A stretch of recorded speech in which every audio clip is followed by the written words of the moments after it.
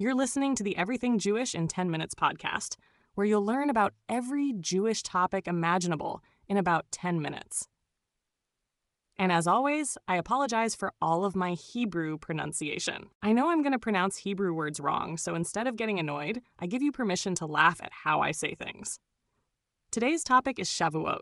If Passover is the holiday of matzah and storytelling, and Sukkot is the holiday of huts and harvest, then Shavuot is the holiday of Torah and cheesecake. Yes, you heard that right. Cheesecake. Shavuot celebrates the giving of the Torah at Mount Sinai, that moment when the Israelites went from being a wandering people fresh out of Egypt to a community with a covenant and a purpose. It usually falls in late spring, 50 days after Passover, hence its other name, the Feast of Weeks. While it doesn't have the props of Passover or the parties of Purim, Shavuot is quietly epic. It's about revelation, study, and yes, dairy-filled desserts. Think of it as Judaism's graduation day. You get the Torah, you get your life instructions, and you celebrate with cheesecake instead of diplomas. The backstory is pretty dramatic. After the Israelites escaped Egypt and crossed the Red Sea, they arrived at Mount Sinai. There, amid thunder, lightning, and a whole lot of divine special effects, God gave Moses the 10 Commandments and, according to tradition, the entire Torah. This moment is seen as the birth of the Jewish people as a nation bound by law and purpose. Shavuot commemorates that revelation. Unlike Passover or Hanukkah, there's no villain, no battle, and no plagues. Just a mountain, a people, and the ultimate divine download. Imagine Apple releasing the most important software update in history, except instead of bug fixes and emojis, you get commandments about morality, justice, and community. Shavuot asks Jews to remember that faith isn't just about freedom, it's about responsibility. The drama of Sinai may not involve frogs or fireworks, but it's the foundation of Jewish life. Without Sinai, Judaism is just a road trip without a map. Shavuot is also an agricultural festival. Back in ancient Israel, it marked the wheat harvest and the bringing of first fruits, called bikurim, to the temple in Jerusalem. Farmers would carry baskets filled with produce, singing and celebrating, as a way of showing gratitude for the land's bounty. Today, without a temple, Jews don't haul fruit baskets up hills, but the agricultural roots are still remembered. Synagogues are decorated with greenery and flowers to symbolize Mount Sinai blossoming with life. Some families even bring plants or flowers into their homes. It's like spring cleaning meets interior decorating, but with spiritual meaning. Shavuot reminds Jews that revelation isn't just about words. It's also about appreciating the natural world. The Torah and the harvest go hand in hand. One nourishes the soul, the other the body. Together, they remind you that receiving the Torah isn't just lofty philosophy. It's grounded in real, everyday life. One of the quirks of Shavuot is that it doesn't have obvious rituals like blowing shofars, shaking palm branches, or spinning dreidels. Instead, its biggest custom is staying up all night studying Torah, an event called Tikkun Leil Shavuot. Why? Legend says that when God was about to give the Torah at Sinai, the Israelites overslept. So now, Jews stay awake all night to show they're ready.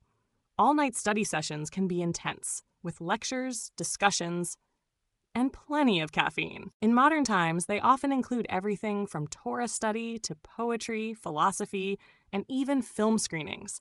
It's like a Jewish TED Talk marathon that runs until sunrise.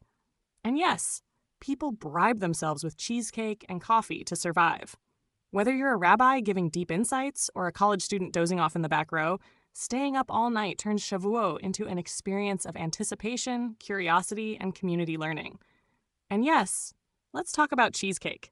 Shavuot has become the holiday of dairy, with cheesecakes, blintzes, ice cream, and anything else that makes lactose-intolerant people nervous.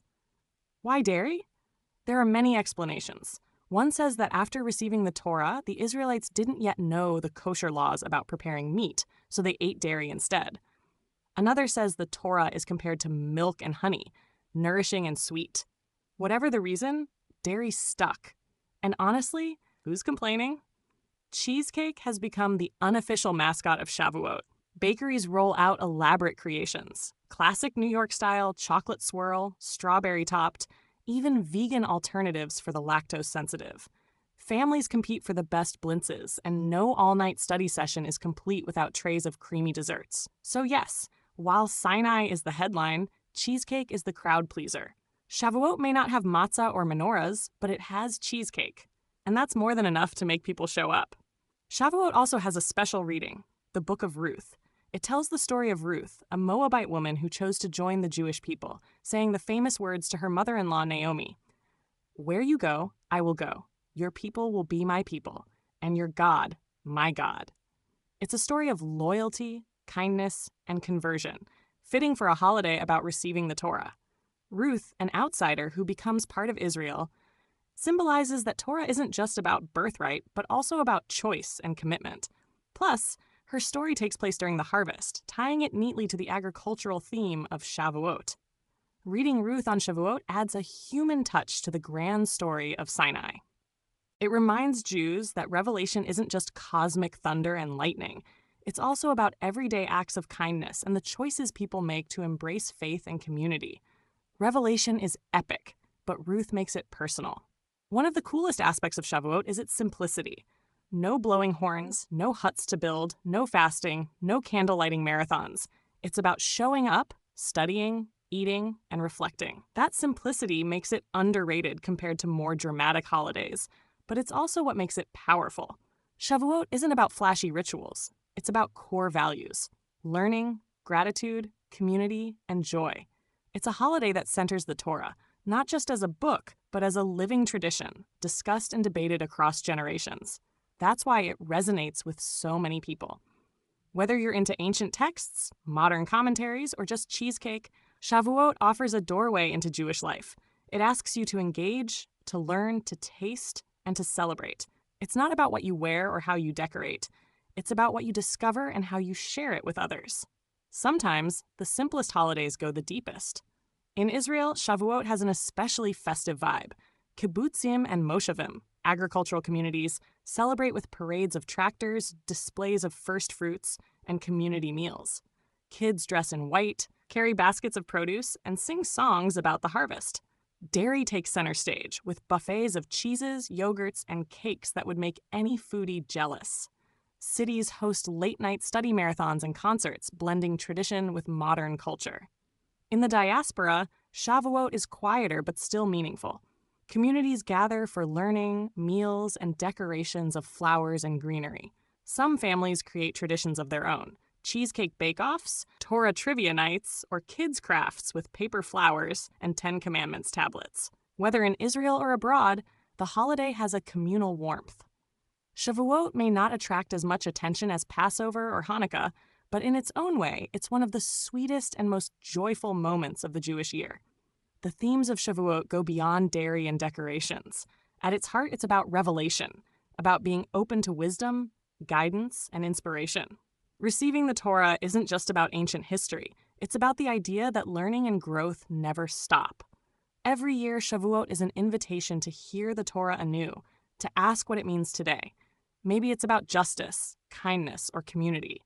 Maybe it's about personal growth. The rabbis taught that every soul, past and future, was present at Sinai. That means revelation is universal.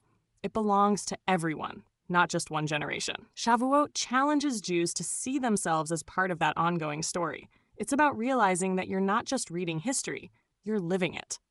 The mountain of Sinai may be far away, but the moment of revelation is always close, waiting in study, in kindness, and yes, sometimes even in cheesecake. So that's Shavuot in about 10 minutes. It's the holiday of Torah and cheesecake, of late-night study and spring harvest, of Ruth's loyalty and Sinai's thunder. It doesn't have costumes, plagues, or fireworks, but it has something deeper: the chance to connect with wisdom, tradition, and community in a joyful way.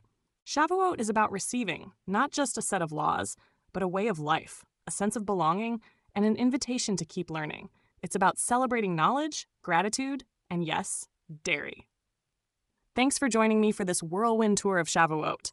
Stick around for the next episode, where we'll explore another Jewish holiday in about 10 minutes.